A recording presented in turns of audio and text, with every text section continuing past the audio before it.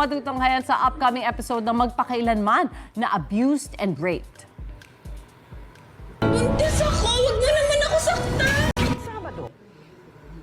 Tapok sa episode si TikTok Clock host Rabia Mateo, isang ina, asawa at OFW na makakaranas ng sari-saring pang-aabuso ang kanyang karakter.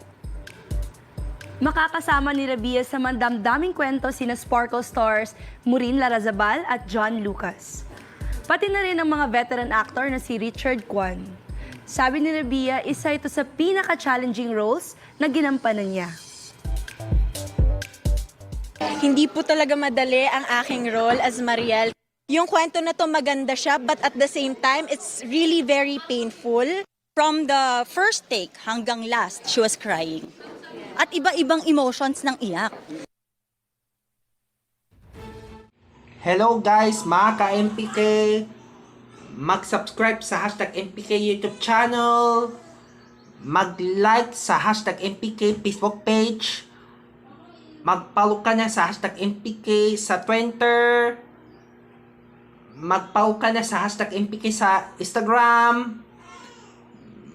Mag-follow ka na sa hashtag MPK sa TikTok.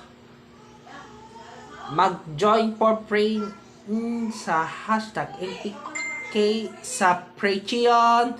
At mag-join na sa membership ng YouTube channel ng hashtag MPK.